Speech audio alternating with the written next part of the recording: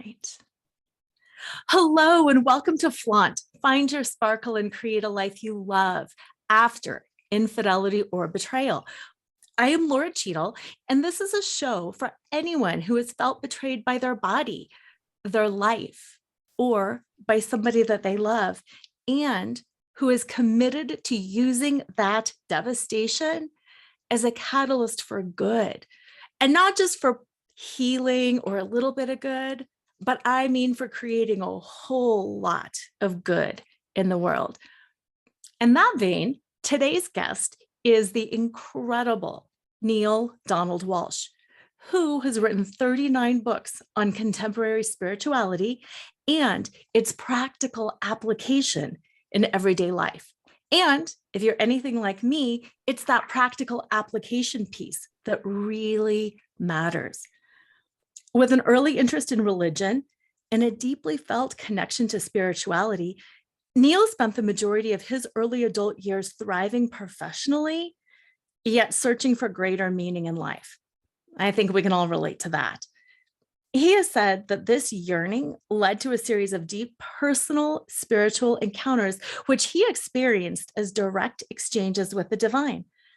A series of books titled Conversation with God emerged from these moments and have been translated into 37 different languages. With the Conversations with God first book remaining on the New York Times bestselling list for 2.5 years. His latest book is called The God Solution, and it was published in December of 2020. And what I loved so much about this book is it starts with some pretty powerful questions, such as, if there's a God, why is our world such a mess? And what good does it do to have a supreme being if that supreme being isn't going to come in and start fixing things? And I know all of you who have felt betrayed have probably asked that question more than once. So with that, welcome to the show, Neale Donald Walsch. I cannot wait to go deeper into this. Thank you, Laura. It's very sweet of you to invite me to be here and share these moments with you. Let's dive right in. Ask any question you want to ask. But I do find it interesting that in a show about infidelity, your name would be Cheadle. I know it sounds like, I know it's spelled differently, but when you say it out loud, it sounds like, are you kidding me? She's going to talk about cheating and her name is Cheadle? Oh my gosh. That has never crossed my mind. I love that you mentioned that. Wow. When you said your name, I just kind of grinned inside. I thought, couldn't be any better. That's some cosmic humor right there, isn't it? Yeah, yes. How may I serve you, Laura? I would love to start talking, first of all, about what you call that God dilemma, and explain to the listeners, what is the God dilemma? Well, it is exactly as you posed it. People all over the world are asking, not only people who have had experiences of infidelity in their relationships, but people who are simply just looking at life in the world. My goodness, with the pandemic, the global pandemic, and the economic collapse it's created in the lives of millions, to say nothing, sadly, of the loss of lives of millions, with the racial injustice we're seeing right and left everywhere around the world, with the wars that are now going on the planet, we ask ourselves, why is this happening? But more importantly, as you posed the question yourself a minute ago, if there really is a supreme being, if there really is a so-called higher power, why is it not doing something, anything, to change this, to make life better for us? What's the point of having a higher power if it's not going to do anything but simply watch us wallow in our misery down here? And I think it's a fair question. By the way, it's an important question as well, Laura, because as it turns out, recent surveys, and there have been anthropologists who've gone around the world in the past 8 or 9 years asking a single question. They've taken a survey of humanity, really. It's a one-question survey. Do you believe in a higher power? I'm not sure whether you know, but in every country, the statistics show almost the same result. What do you think that result is? 8.5%, 85%, 8.5 people of every 10 people say that they believe in a higher power. That's a lot of people. That's So, most of us. and that makes this an important question. If you've got 80% of the people believing there is something more going on here than meets the eye, then we have to ask the question, why? Why bother with that belief? Why bother even holding such a thought if it doesn't do us any good? What's God up to? Just sitting up there watching, the world go to hell, so to speak, quite literally. Yeah. And so I asked, of course, the same question. And the answer I got was, Neale, if I wanted to create a planet of minions, of servants, like some king ruling over a kingdom, you just do what I tell you to do and you'll be okay. But if you disobey the rules, you'll be in big trouble. If that's what I wanted to do, just to create a civilization, and for that matter, a galaxy, a cosmos, a universe of minions, servants, I could have easily done that, but that didn't bring me my greatest joy. My greatest joy was experienced in bringing you and giving you, all of you, every sentient being in the cosmos, the power to create your own reality. Yeah. And I noticed that you're doing that on Earth right now. You're in fact creating your reality, and you think that somehow I should intervene in the reality that you're creating. But I've given you free choice. You can create whatever reality you wish, including, if you choose, your own self-destruction. Yes. So maybe you want to look at a different question, which is, why are you choosing, you meaning the human race, why are you choosing what you're choosing? And why are you living what you're living? And why aren't you doing something to change it and to create a new outcome for yourself? So I kind of looked at that whole question. And I came up with a solution, because here's the problem as I see it, Nora. You'll forgive me, by the way, for giving a 35-minute answer to a 35 No, second question. it's perfect, because everything is multi-layered and deep. So I looked at this deeply, and I thought, okay, there is in fact more going on here than meets the eye. And what's happening? I mean, why are we behaving the way we're behaving? Because we think that this is the way God behaves. Human beings have been taught by its religions, and by the way, there are over 4,000 religions on the face of the earth right now. I didn't make that number up. If you think I'm just, saying something to make a point, Google it. Just type in Google, how many religions are there on the planet today? And you'll get an answer quick within 10 seconds. Well, actually within 2 seconds. And the answer will be, there are 4,200 religions on the planet, faith traditions right now. Wow. That are being practiced on Earth. So That's with 4,000, but the 4,000 religions, the largest number of them, by far the vast majority of them, teach of a higher power. Teach of a God, if you please, that is loving, yes, but also judgmental, condemning, and punishing if we don't do exactly what that higher power demands and commands and requires. And so we've learned to love each other in the same way. Individuals with other individuals, groups with other groups, nations with nations, either do as I say, or I will condemn and punish you. Yeah. And this is what we're creating on the planet right now. We can see it everywhere we look. Wow. Pathological behaviors of self-destruction. We're simply destroying each other emotionally and sometimes actually physically, sadly, when the other does not do what we say that they must do. And we're constantly threatening each other and behaving with each other in this way. So I thought, well, now, if we're trying to do that or if we are in fact doing that because we're trying to imitate God, then we've created God in our image and likeness, which is the opposite of what we are told. We're told that, that we are created in the image and likeness of God, but in fact, we've created God in the image and likeness of humans. We think that God has the same foibles, the same needs, the same desires, the same faults, the same proclivities, the same behaviors that human beings have. And that, of course, is our first mistake. So I thought about this deeply, and I thought, well, what could change that? And Right. I was inspired, I believe, by God to say, simply change your definition of who and what God is.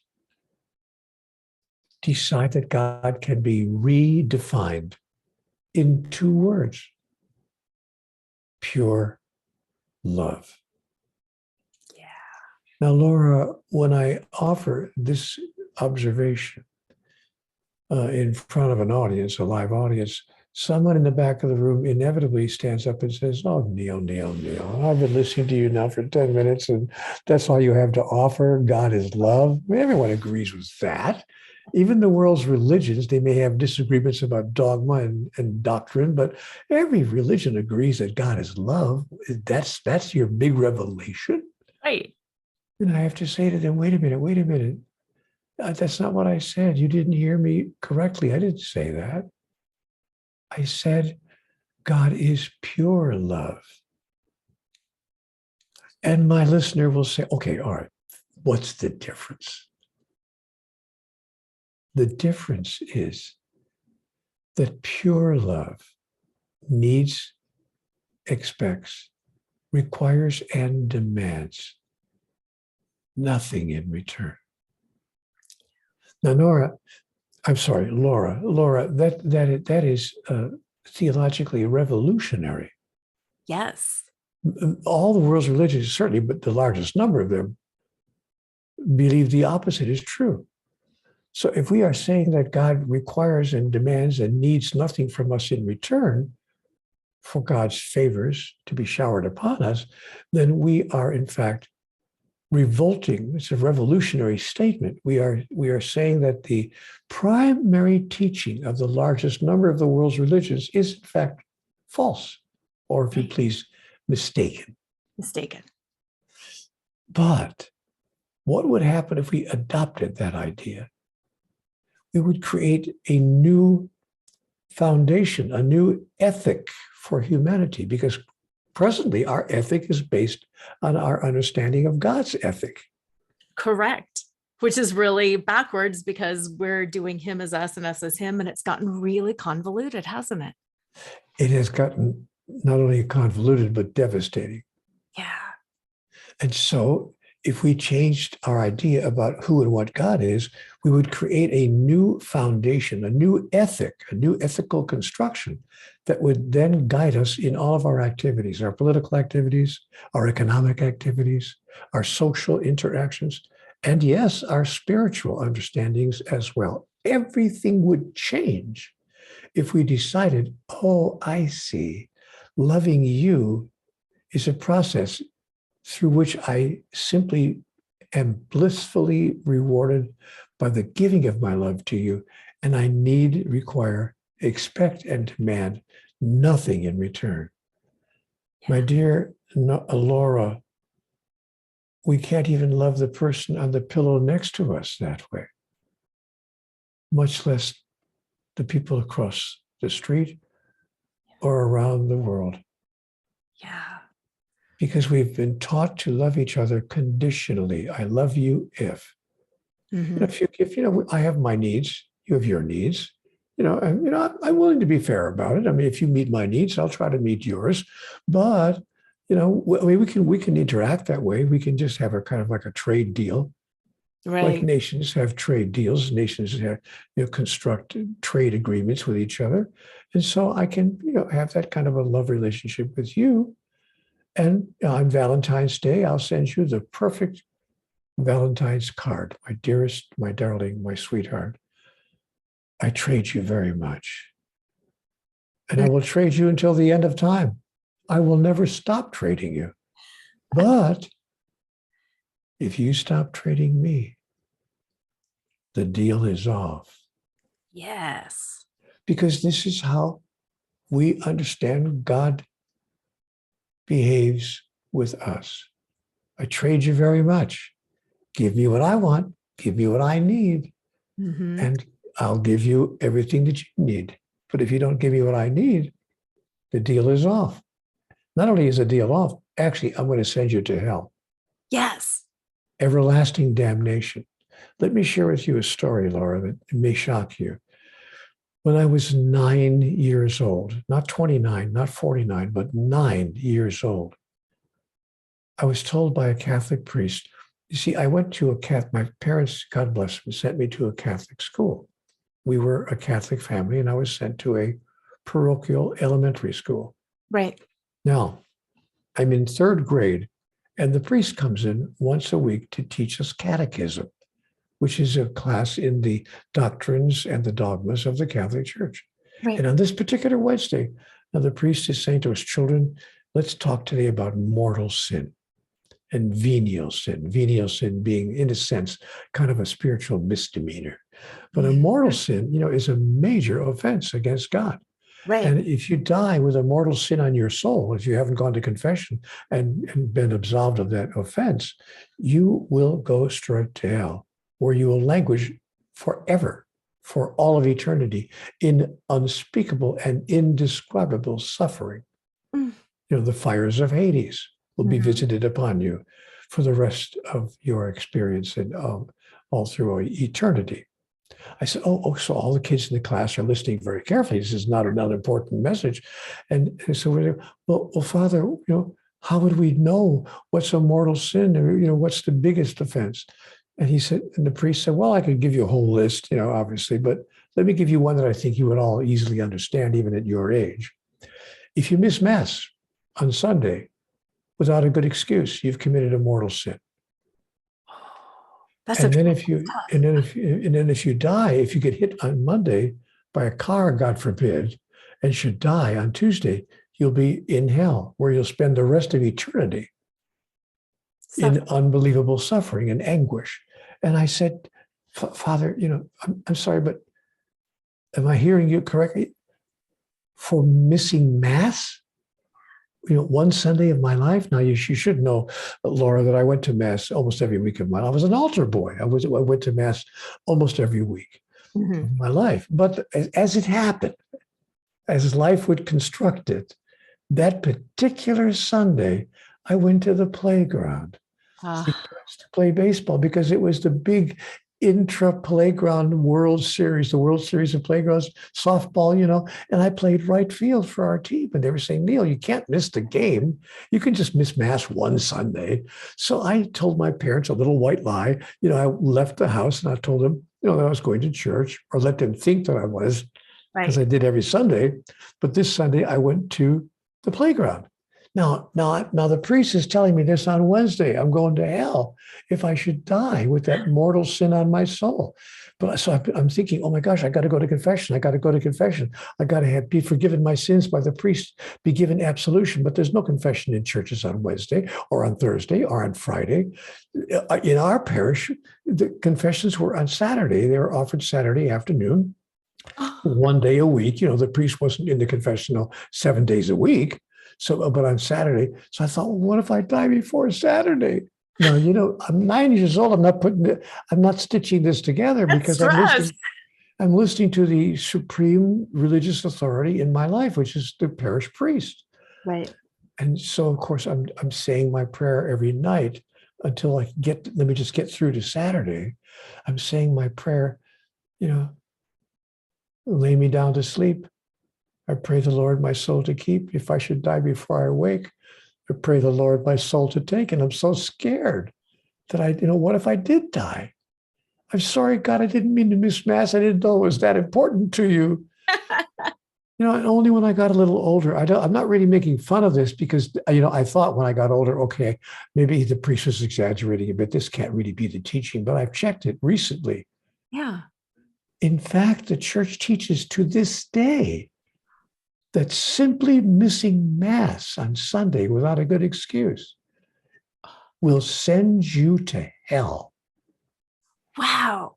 If you don't get to confession and confess that sin, and be absolved of this, and talk about filling the pews with fear. Totally. And so we've used the fear of God to produce certain behaviors in humanity. Yes. And we've learned, therefore, to use fear with each other as well. And that's how we love each other. Yeah. And so the God solution would be a solution for all of humanity's behaviors. As I said, our political, social, economic, and spiritual interactions would be now guided by a new ethic. Oh, I see. I don't require anything from you in return for the goodness that I bestow upon you. That's real love. Yeah. Lora, if I only love you because of what I think I can get from you, then I'm only loving me through you. I'm simply using you as a device with which to bring love to myself.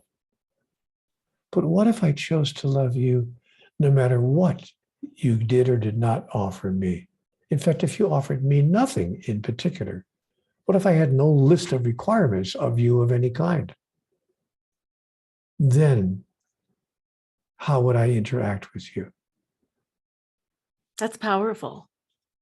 It's life-changing. Mm-hmm. And if we decided to enter into that kind of a relationship with our beloved other, 98% of the divorces on this planet would be eliminated. Yes. Yes. And that leads me to kind of the question, the practical application of that, because for so many people, I think they can understand that up here in their head. And they say, yes, that totally makes sense. But do you know what he did to me? Or do you know what she said to me? And they get caught in that judgment so easily. And it's hard being raised on this planet to really break out of judgment. Unless it's not. Unless it's hard, unless it's not. Which is important for us to know that there are options, there are people, there are ways to break out of that pattern. And you know what's interesting, Laura? Every spiritual master and every spiritual teacher through the centuries, for thousands of years, have told us that that's true. Yeah. Muhammad, bless his holy name, told us that's true. Jesus, God bless him, told us that's true. Buddha told us that's true. All the great masters, male and female, through the years, told us that this is true, that we can break out of that pattern, that is not the natural way of being. It may be normal, but it's not natural. Ooh, and there's good. a huge difference. Yeah. So, I mean, were they charlatans? Was Jesus a con man? No. Or was he actually onto something when he said, do unto others as you would have it done unto you? And when they said to him, but hey, pal, I mean, that's easy to say, but I mean, what if somebody did something terrible to you? What if they actually tried to kill you? Or what if they did horrible things to you, stole everything you have, or betrayed you in some deeply emotional way? They would then become your enemy, of course, and you couldn't possibly interact with them in the way you're suggesting. What do you think we should do then, pal? And Jesus said, well, you could try this. Bless your enemies, and pray for those who persecute you, and do good to those who would do you evil. Mm-hmm. You could try this. When a man slaps you on the right cheek, turn and offer him your left. When a man steals your coat, give him your shirt as well. Mm-hmm. When a man forces you to walk 1 mile with him, go with him twain. Yeah. And raise not your fist to heaven, and curse the darkness not, but be a light unto the darkness, that you might know who you really are. and that all those whose lives you touch might know who they really are as well. And that's so important, to let them know who they are as well through your love. And earlier you had said that you're just using somebody to love you when you have that conditional love. And this is just the opposite of that, using your unconditional love to show them that they are unconditional love as well, that you are all united, that we are all unconditional love because we're made in the image and likeness of God, who is also pure, unconditional love. See, but the real question is, Neale, this all sounds very lovely. Like Lora said a minute ago, it's all very sweet. It's a nice head trip. But how do I get past my conditioning? Because I have needs. I mean, I'm just a human. I have needs. And one of my needs is the loyalty of my mate. He promised me, she promised me that we would be exclusive with each other in this particular way, that we wouldn't be sharing our sexual intimacies, or for that matter, our bank account or anything else with other people. How do I deal with that? Yeah. I have needs, and my needs have not been met here. My need for loyalty has not been met. Mm-hmm. Well, I was told in the book Communion with God that there are 10 illusions of humans. And the first illusion of humans, by the way, God said there are not 10 commandments. You're not even obeying what you think are the 10 commandments anyway, but I never gave you any commandments to begin with. Right. But there are 10 illusions that you live in. And the first of the 10 illusions of humans is the illusion of need, that need exists. You actually don't need anything. Right. And I say to God, oh, no, oh, come on, give me a break. I need certain things. God says, no, you're making it all up. Yeah. You've just decided that you need certain things, and your own life has proved it to you, because there have been times in your life when you thought you needed a particular outcome or a particular event or a particular object or whatever in your life, and didn't experience that, and you went on to live a perfectly happy life anyway. Right. So in fact, you're making it all up. But I said, okay, I get it. I don't really need that particular car, or I don't need to live in that particular neighborhood, or I don't even need that particular person in my life. But anyway, come on, God, I need to at least, food, clothing, and shelter. I need to eat. I need to stay alive. God said, oh, I see. Unless you didn't need to stay alive, unless you realize that you couldn't die if you tried, that your life is eternal, and that your need to remain in physical form at this particular moment in what you call time is another idea that you've made up. There are those who have said, you know what, I would rather die than do what you want me to do. Joan of Arc. Right. Dr. Martin Luther King Jr. There are people who have said, excuse me, give me liberty or give me death. And they've actually said, I will not live according to what you want me to do. I will not betray you or myself in order to stay alive. Mm-hmm. Go ahead and shoot me. Mm-hmm. Because people have known that the larger importance is not how long we live, but how we live, whether we live 20 minutes longer or 20 years longer. Yeah. And what liberation in that. Total freedom to at last be who we really are. Yes. One of the things that I really loved in your book is you have a section talking about forgiveness and how, again, we don't need forgiveness. Forgiveness is the biggest obstacle to spiritual growth. Yes. Oh my gosh. I was high-fiving my book. I love that section so much. I would love you to talk a little bit more about that, because it's my personal belief in the work that I do that so many people get hung up on. I can't forgive. I need to forgive. If so-and-so would only do this, then I could forgive. And that it's all unnecessary. So I'd love you to explain and talk a little bit more about that, if you would. I'm not going to. Will you forgive me? I don't need to forgive you. Oh, well, then I guess I will. Forgiveness is the biggest obstacle to spiritual growth. And when God told me, it's not my idea, I was told this. Right. And when God said this to me, I thought, oh, whoa, we're off the rails here. What are you telling me? Everything I've been taught since I was a child, use this as a foundation, you know. And God said, no. Because if you think that that someone else deserves and requires and should be given your forgiveness, then you have forgotten who you are. You have denied who you are.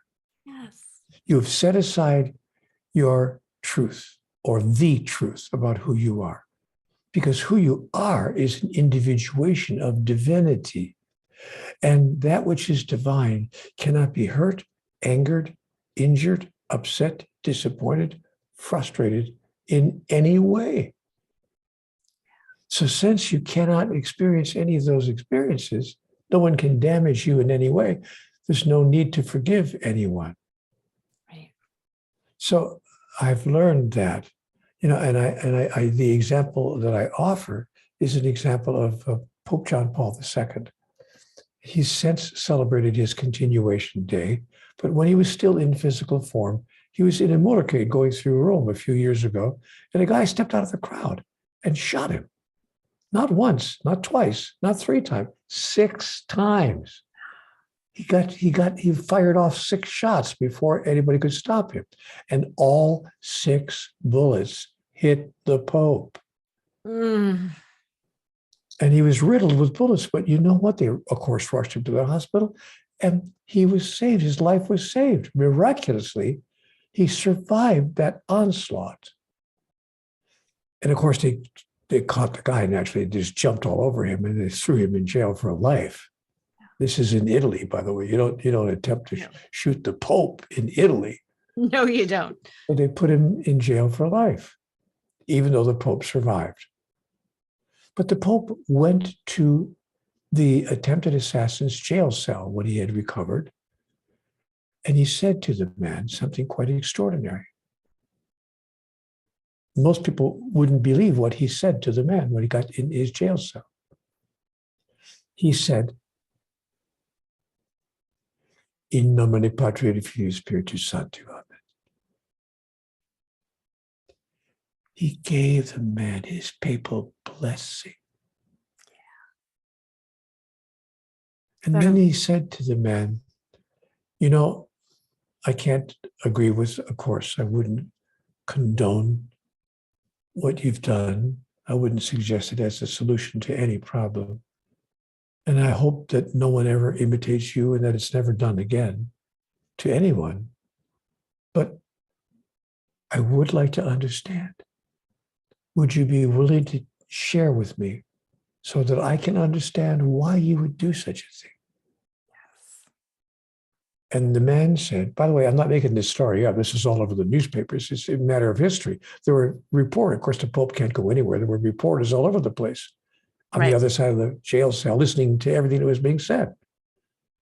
And the man said, well, I'm sorry. I looked back on it, but he said, I'm a Muslim. And he said, I believe that the Catholic Church has done more than any other single human institution to hurt or injure or damage the Islamic faith. And so I thought, I was going to pay the church back in like kind. Revenge. And the Pope said, again, I don't agree with that as a solution to any problem, but I do understand the frame of mind that could cause you to do such a thing. Yes. And so I'm going to stick with where I was a minute ago. I'm going to give you my papal blessing and hope that you will change the way you decide to solve the problems that you feel you're confronted with. Now, here's what's interesting. The two became actual pen pals. They wrote letters back and forth from the jail cell to the Vatican, back to the jail cell, back to the Vatican. I'm not making this up. This is a matter of history. Yeah. And they have copies of these letters that went back and forth between these two gentlemen.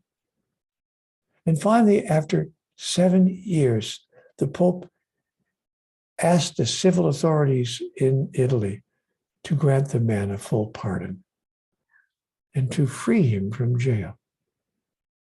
Because the Pope didn't miss the fact that this was a teachable moment for humanity. Yes. So And powerful.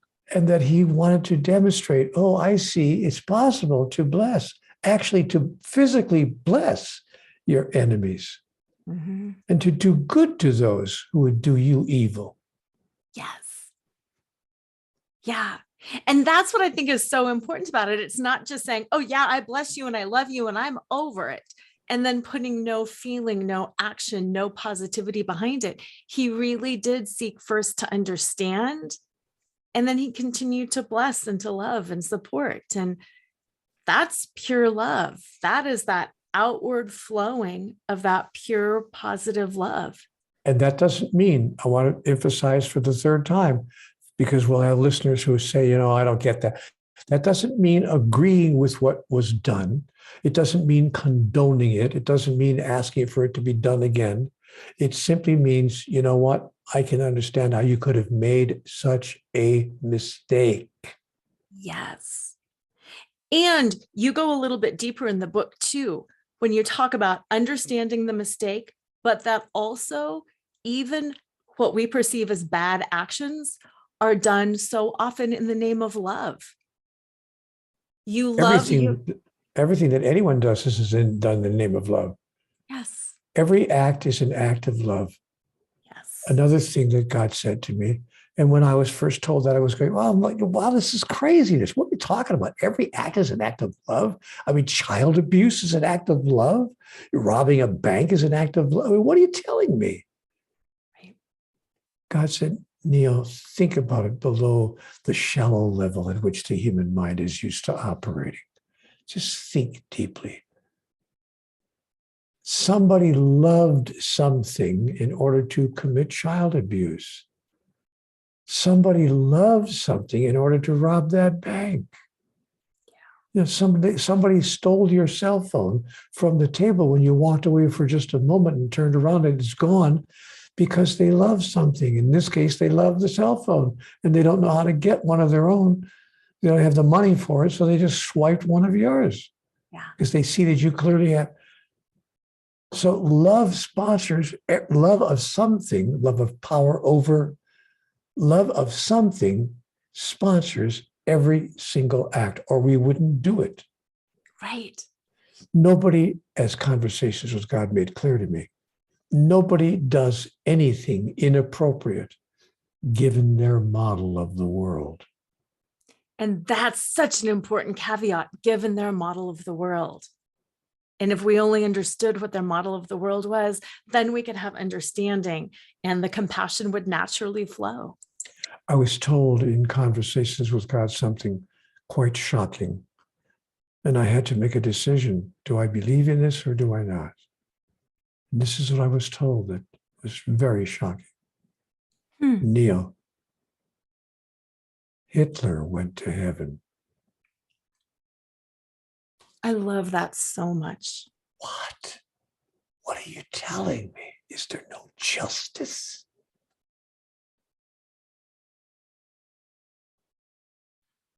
God said, first of all, Neale, there's no other place to go. I get that you think there's a hell, but there is no hell. So Hitler went to heaven because there's no other place to go. But secondly, he went to heaven because he, along with many other people, to varying degrees, have made the kinds of mistakes that a beginning species, that a primitive species makes. Thinking wrongly and then thinking that you can get your way by acting wrongly, like a child. Right. Like a 6-month-old or a 6-year-old child. Doesn't know any better. Mm-hmm. And you need to understand, Neale, that the human species is among the children of the universe, a very young species. I know you think that you've been around. I mean, human beings have been around for a long time, but relative to the age of the universe, Oh, very it's new. just blink of an eye. Yeah. So understanding replaces forgiveness in the mind of the master. Yeah. Which is huge. Okay, that brought up a really important question that I want to ask you. The things that God tells you, many, including me, find to be so true and so right on, and it feels so right. And there are others who say, this is wacky stuff. You are betraying the church by saying that. You are corrupting the word of God by saying that. Blasphemy is blasphemy. You are committing blasphemy. Yes. Well, George What is Bernard you? Shaw famously said, all great truths begin as blasphemies. Write that on your bathroom mirror. All great truths begin as blasphemies.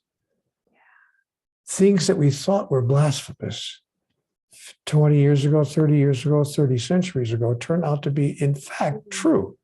I mean, ask the spirit of Galileo. Yes. Oh my gosh, yes. Galileo said in 1604 that the earth revolved around the sun. Right. The church said, blasphemy, blasphemy. The church has been teaching for hundreds of years that the sun revolves around the earth because the earth is the center of God's creation. And human beings are the epitome of God's created beings. And of course, that was blasphemy. They put him under house arrest because the Catholic Church at that time was the law of the land. And they put Galileo under house arrest, where he died under house arrest. He was what I call an idea hero. Yes. He said, I'm sorry, I know that this violates everything that we think we know on this subject, but in fact, this is what's true.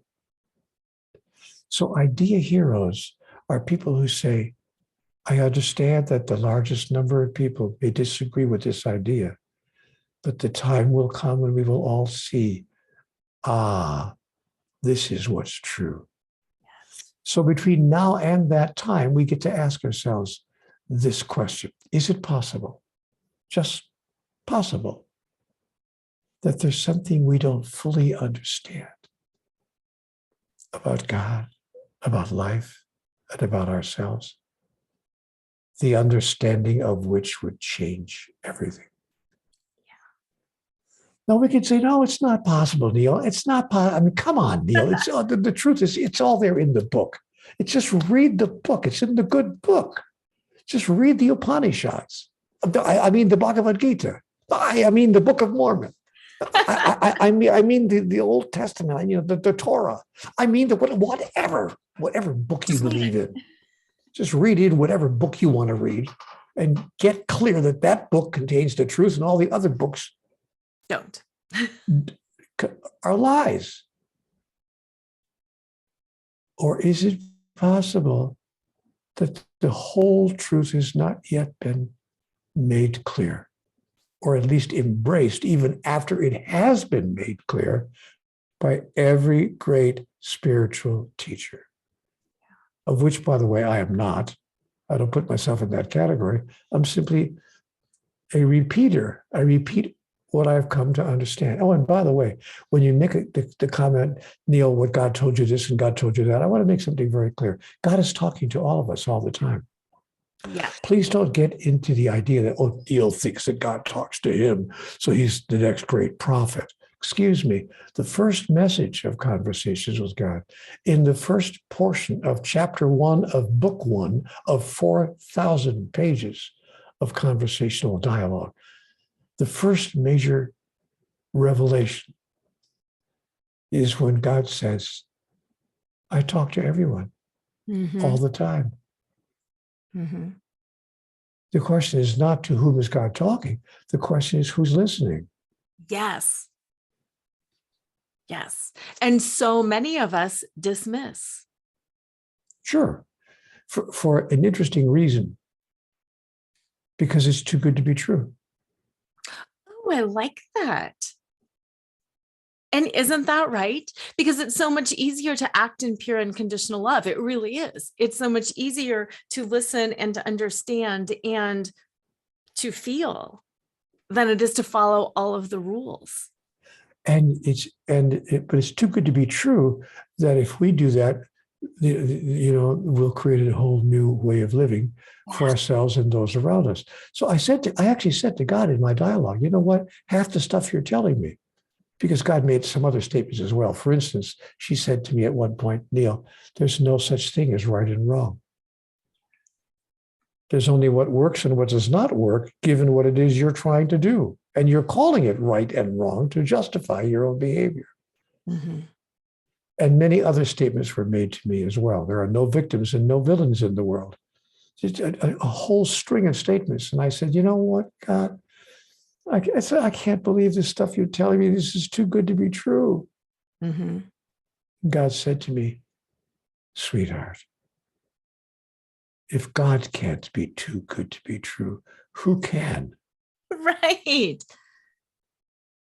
Right. So how about you give up your childish notions on what is true and expand your consciousness to a place where you can begin to embrace the unbelievable. Mm-hmm. Mm-hmm. It's interesting. I like that you went with the victim and villain as well, because I know so many of the listeners, to the show in particular, feel like I have been victimized by a villain, and the freedom in realizing actually I wasn't. It was an experience, and it wasn't right or wrong, good or bad, and it's now up to me to continue to take that next step. To decide who I am. It's now up to me to decide who am I in relationship to that with which I've been confronted, to that which is making itself present and apparent in my life. Who am I? There's only really one question in life. Yes. Who am I? Yes. And who do I choose to be? Yeah. Which is really quite simple. Yeah, it is. So where can listeners get a hold of your newest book, find out more about you, become more involved with this work? Well, if they choose to, they can. My book is purchasable almost anywhere. Just go to any online bookstore and type in The God Solution. If they choose to have their own hard copy. I also, if a person writes to me, I will send them the author's manuscript at no cost. I'll just upload it right to their mailbox. So all they have to do is drop me a note at neale@nealedonaldwalsch.com, and I'll send them a copy of The God Solution, an author's copy, author's manuscript. And so, and if they want to stay in touch, if they want to stay connected with the energy that they're experiencing here from the Conversations with God material, they can just go to cwgconnect.com. Wonderful. And they can stay connected with CWG, which of course is Conversations with God. So cwgconnect.com, and there they'll find a platform called Ask Neale. And if they click on Ask Neale, if they click on Ask Neale, they can connect with me. I'm there 2 or 3 times a day. Wonderful. Responding to people's questions. Wonderful. And listeners, especially if this is sounding a little like, oh, this is making my head hurt. I get it, but I don't quite get it. I really encourage you to reach out, to go deeper. And I've got a favorite copy of one of my favorite books, Little Soul in the Sun, also by Neale Donald Walsch. And for any of you, again, who have felt betrayed by your body, your life, or someone that you love, this was what I clung to during my betrayal recovery experience. And yes, it's a child's book, it's a parable, but it was something that I would read, and it just chokes me up to even think about it. But every night before bed, to remind myself who I am, because life can be difficult and it can be painful. And like Neale said earlier, what is relevant is knowing who you are. And for me, this book reminded me every night that I am a pure soul, that I am part of God, and that nobody can damage me because I too am a piece of God. And you know what, my dear? It's important for me to say with people, to share with people, that this is not about creating a spiritual bypass. Yes. What I call a little bypass operation. This is not about denying your pain, denying your feelings, denying your hurt. This is not about, trying to somehow pretend that, oh, I'm bigger than this. I'm larger than this. This doesn't bother me. No, no, no. This is not about telling yourself an intellectual or spiritual lie. Yes. In fact, quite the opposite. This is about saying, in fact, this feels horrible. This hurt me deeply. But with that as a truth, with that as a given, I am larger than even this. Yes. Or as my mother used to say to me when I was a child, when I had big disappointments in my childish life, and I'd share them with my mother. And the biggest one was when my brother, because when I was about 9 or 10 years old. This was a pretty big deal. I had a record collection. Those days we had records. They were actually made of wax records. Yeah. And I had this record collection I was really proud of. And my older brother, in a moment of bullying that older brothers sometimes did, he decided to he put my records on his bed and he sat down on them repeatedly, and he broke all my records. He smashed all my records, my entire record collection, to get even with me for something that I did. Apparently, I forgot what it was, but he was going to show me who the boss was. So he destroyed my record collection. Now, at the age of 9 or 10, there are very few things that could have happened to me on a personal level that would have hurt me more. And I ran to my mother, Mom, Mom, and all. Of course, I told on him, but my mother put me in her lap and she said something to me, which she repeated to me all through my younger years, through my teenage years, when I lost my first girlfriend, when I had a car accident with my very first car, with all the little tragedies of my life. She would say the same thing. Sweetheart, even this shall pass away. But you, my dear, will not. You will live forever, and even this shall pass. So I have remembered that, not denying my pain, not pretending that it didn't feel horrible, not trying to talk myself out of my innermost feeling, but simply looking at life and saying, okay, that is how it feels. Now, what am I going to be in response to that? Yes. How do I choose to heal that? By somehow getting back at the other, by somehow getting revenge, or by just simply leaving, by ending, by one way leaving. Now, if we both decide, in an agreement that we no longer want to be together, that's one thing. But am I going to say, okay, I'm out of here, even if my beloved says, please don't, I'm so sorry that what I did, please, can we stay together? Then the question is, okay, now where am I with regard to that? Right. And some people have said to me when I explain this to them, well, then you let the other person be your abuser. That person is abusing you. No, actually, no. No. This is not about putting someone else's needs ahead of mine. This is about saying we're on a level playing field. Mm-hmm. And I hear you, and you are hearing me, and I hear you made a thunderous mistake. I hear you telling me that you seek forgiveness, that you wish that you hadn't done it, that you'd like us to stay together. And if that's what I truly want as well, for us to stay together, then let's make that mutual choice. Not because one or the other of us is the winner here and one of us is the loser, but because both of us are in love. Yes. And we're both divine pieces of God doing our best in every single moment. It's one way to live your life. It is. It's all a choice because we're creators. And like you said, God is letting us create. Thank you so much for your amazing wisdom. I feel like we could just talk for hours because every word in this book is something that I deeply wish the world would hold on to and embrace and live out.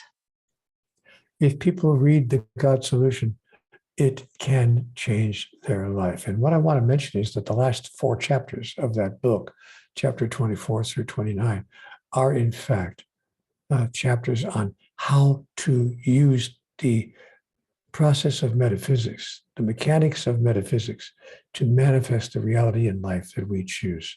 Very, very important aspect of the book itself. Another part of the God Solution. So if you're walking through your life going, what is going on? Is there any solution to any of this?